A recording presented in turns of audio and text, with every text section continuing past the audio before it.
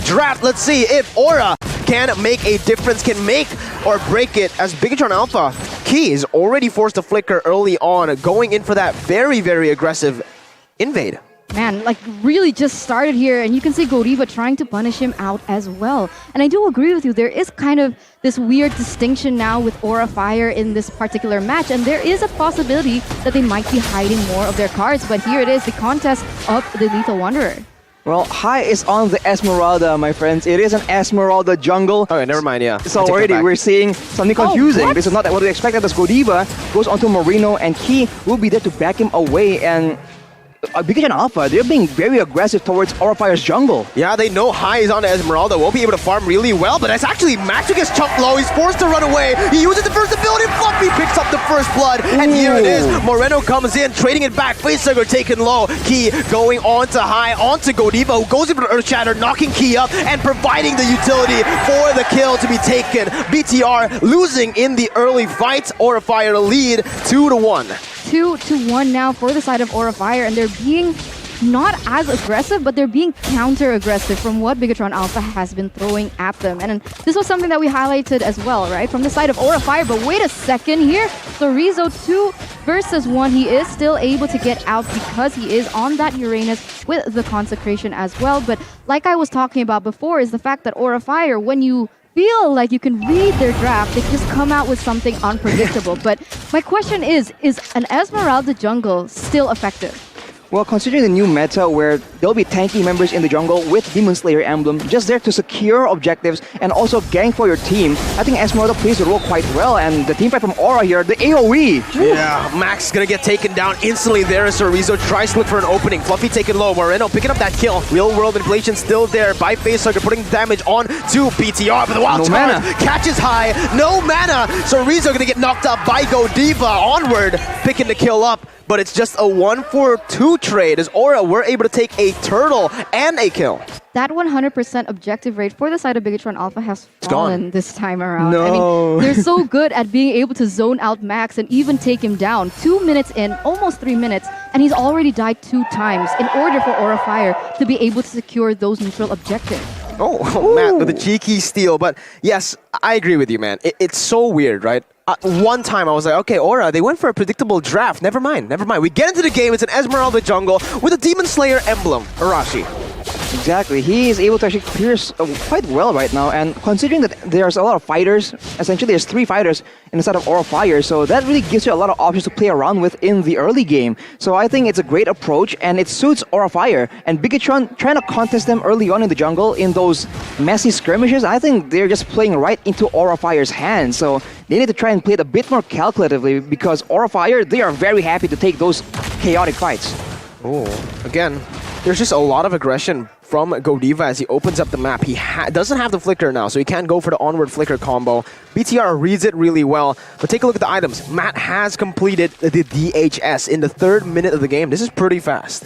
Yeah, and we do have a fun fact here by Grab as well, where it states that in Season 9, from a total of 3 times meeting one another, it does seem like BIGETRON Alpha never was able to win a match against Aura Fire. So if history speaks volumes, then we might know what the outcome will be. But what I know from Season 10 is everything is so unpredictable. We don't know what is going to work and what will not. Because right now, Aura Fire was leading in a sense, but it's only a 300 gold gap. Well, you know, history can repeat itself, but Arashi, why do we learn history in class? So we don't repeat the same mistakes. There you go. Exactly. So again, this is the season of upsets, and BIGETRON Alpha, they will have a chance, but Aura engages. Man, Max just doesn't have room to play. He got instantly CC'd by Godiva, and you can see, even as a roamer, the damage that Godiva is placing onto BTR members is definitely not something they can scrape off. They can just look to the other direction. They need to have an answer for this, because that's the 2nd turtle taken away by Aura Fire without any contest from BTR. Oof, it's just so difficult, because if they want to go aggressively towards the back line, there's so much crowd control from the Paquito, from the Edith, from High on the Esmeralda as well, just doing a lot of AoE damage to everyone. And if they don't, it's just very tanky in the front line, and then you can bet that Facehugger and Kabuki are going to do a lot of damage from the back line. So BIGETRON Alpha, they're put in a difficult spot. They have to commit on one of those two game plans, and I think diving is more orientated in their, in their composition. But they have to out-rotate Aura and win in the setups to get those very, very needed combos. Oh, wait, Matt, he went in for the BMI. Oh, no, he goes back out. Oh, my God, clutch there. Godiva almost catching him with the onward, but now it's a setup from Aura and BTR. Godiva going very deep under the turret here in the midst of it all. High coming in for the backup as well. Matt using the BMI, getting out. Key putting the wall down, trying to look for Aura, but High comes in. A wild charge was not enough to get him out of there as Kabuki's Nibiru was able to catch him. Moreno taken down. Oh my goodness, the burst. And it's going to be Aura looking for another pick onto Matt, who's still able to clear the waves with the Blazing Duet. Meanwhile, in the mid lane, it seems like Aura Fire are trying to look for BTR. Onward, onto Max. Godiva flickering out of the Earth Shatter as he pops the ultimate to get out. Max still able to survive. I mean, granted, the way that Aura Fire, how they're playing so aggressively and also trying to shut down Matt, and the fact that his power spike is not as early as the Beatrix, sitting at 0-0-0 right now, is not bad, right? It's not bad, especially with the Avarice emblem that he has chosen to use. He is going to be able to kind of level it out. He is one level behind right now, but with the way that he's playing, he is a very reliable source of, as a gold laner in that bottom side. I mean, look at this. High already putting a lot of pressure, even getting another objective in that bottom side, but Matt is still not able to be targeted. And look at what BTR are doing. They instantly rotate towards that top side, knowing Esmeralda is down below, but even then, Moreno falls. Max looking for Retribution, gonna get Tain CC'd. He finds the Retribution. Sariza gonna get taken low. Consecration isn't enough. Fluffy just knocks him out with the jab. That's the snipe as well. Connecting. You do not need to chase anyone when you have Kabuki on your team. Getting those snipes out of nowhere. Man, 10-3 now in the 7th minute. They've actually crept up that gold lead to 2,000, almost 3,000 here. Now, my question is, Arashi, how and what winning conditions does BIGETRON Alpha need to be able to get this win? Well, they gotta dive towards the backline, man. Facehugger is 1-0-9. Already 9 assists to his name. And for Kabuki, you saw yourself the snipes, the damage potential that they have. So BIGETRON, they cannot get stuck on Fluffy, on High, on Godiva. They have to look past them and get to the targets that actually matter. They have tools right now. They got a lot of dashes. They have CC immunity by Key and a wild charge that can set them up. So they have to try and find some intro and maybe do some flanks and make sure they do get to that backline of Aura Fire. Because so far, just fighting it out like that, they lose out in AoE, they lose out in CC and also in backline presence because Matt, as Eterna mentioned, has not reached his power spikes just yet. I mean, for the moment, that seems very hard to even commit to right now because Aura Fire, look at the way that Facehugger is able to just zone everyone out, placing himself. His positioning has been so on point with the real world manipulation. So even if BIGETRON Alpha, they want to look for a huge engage in a 5v5 situation, it seems rather difficult. How would they fare if they go for pickoffs? Do you think that would work? They go for pickoffs. I think they lack a bit of the crowd control, man. They have burst essentially, but they have no reliable way to just try and catch someone off. And even then, they don't have the burst right now. And if you can see right there, Fluffy has that burst, and he actually will go a bit aggressively as the rest of BIGETRON. They need everyone here just to deter the aggression from Aura Fire. It's so tough for BTR. If you take a look at the high ground as well, this is why the Yve Beatrix has been a prio pick for BTR in the past. It's because of that poke and the range that it adds though. Keep jumping with a wild charge, and that's the real world manipulation finding its mark. Gets the shutdown onto the hands of Moreno. That's a lot of gold put onto the main man in the mid game for BTR. That was a really good pickoff. I mean, taking away Kabuki, they might be looking for something else here. Yeah, Chorizo in that back line, just trying to disrupt as usual. Matt has a lot of stacks on his passive. Godiva forced to use the ultimate defensively, but Chorizo is the one who falls in this team fight. Max onto the Lord. High, trying to dish out the damage once again. Aura Fire members are low. Kabuki's finally spawning back into the game, and BTR will choose to back off. Wow, that was a very smart play by BIGETRON Alpha. We just mentioned how they need a pickoff, and Key was able to sneak behind everyone and get that engage onto Kabuki, but Aura actually go for the Lord. Oh man, that was a good wild charge by Key, but Aura Fire are able to recover from the wild charge. That's the turtle, the Lord actually slain. Presented to you by the Samsung Galaxy A series. Fluffy dealing so much in that back line actually. He's doing so much damage. Like literally so much damage, because I saw his laning phase even against the Uranus, and he was chunking huge amounts of HP from someone like a Uranus. Like, How is that possible?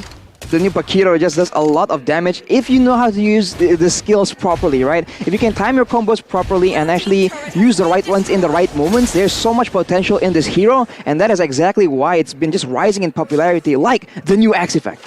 Ooh, absolutely, man. The dual action, just like what they're trying to do here. Key gets Oh. the dual action, two-man knockup, but it's not enough. On the back line, Godiva gets the Earth Shatter, stopping Max from going in. Aura Fire once again using their heavy skirmishes to get turrets on the board. Kabuki with the snipes, doesn't connect onto anyone, just goes in for a few render shots onto the turret, and look at how much damage he's dealing to the turret here in the 11th minute, even without minions. You can tell that the item power spikes are there for Kabuki. I'm pretty sure he has the BOD.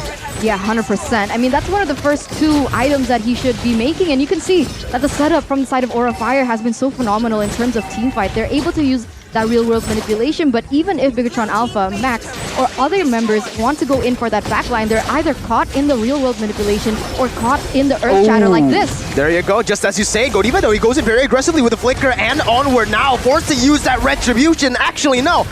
Forced to use that ultimate backwards, it's going to be him taken out. And BIGETRON Alpha have defended the Lord. They have to defend the bottom side, though. I don't think it's going to be available, though. Oh my god, Matt diving into that backline with the Wind of Nature. Pop, Kabuki taken so low, but BTR won't be able to find it. Perfectly walled there as High will be trapped. Real world inflation again by Facehugger, putting on so much damage. High still surviving. He gets out of the damage from BTR, and it's Orizo's trying to run away. The snipes not connecting in the end. BTR fall back, and Aura Fire recover. Aura Fire recover with a 6,000, almost 7,000 gold lead, and you can see how far behind they are as well in terms of levels. But in terms of items, how's it looking? Well, Hai is just so farmed up, and he is so tanky, man. He has a good mix of physical and magic defense. So right there, he was caught out, but he was just calm, cool, collected. This is Aura in their absolute element. They are not afraid to take these weird fights and actually bring the fight to BIGETRON Alpha. Kabuki was taken very, very low, so the win condition from BIGETRON is the same, but Aura Fire are wisening up to the fact that they are actually diving towards that back line. They need to be a bit more careful with the positioning and maybe be a bit more diligent with the scouting for information, because BIGETRON Alpha, they can play that vision game yet again and go for that backline dive. I mean, even so, the Twins are 2 levels behind of respective Aura Fire. If I'm not mistaken, Max is 14, High is, we'll see in a bit, but they're 2 levels behind, guys. Yeah, it doesn't seem like Aura Fire, you know, even need to try to bait something out here. BTR, they're the ones who have to make a desperate play, and there you go. Fluffy with the knockout strike. 3 knockout strikes onto Max, and the follow-up as well, just to distract the BTR members for High to pick up the kill. Cerezo taken out. Moreno, he will not be able to run away here. That's a snipe once again by Kabuki as the real-world manipulation locks him in place. Key forced to use the Flicker defensively, and just like that, it's 15-5, 8.7 thousand gold lead, and the Lord as well. You could see that the wild charge barely missed. He was trying to steal the Lord, and that's something that we can give him credit for.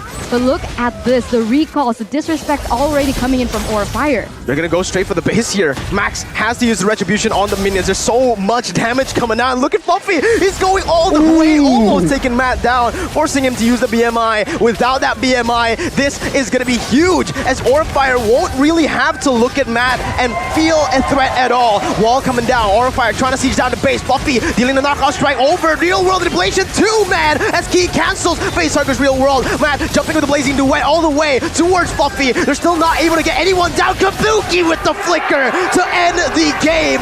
The Indonesian Terminator. Wow, I don't know what to say. That was a massacre by Aura Fire. Just destroying BIGETRON from that early game. They weren't able to do anything. Max wasn't able to get any objectives, he wasn't able to even farm, and interestingly enough, it was actually BIGETRON trying to be the aggressive force against Aura Fire in that early game, but Aura Fire read that so well and was able to even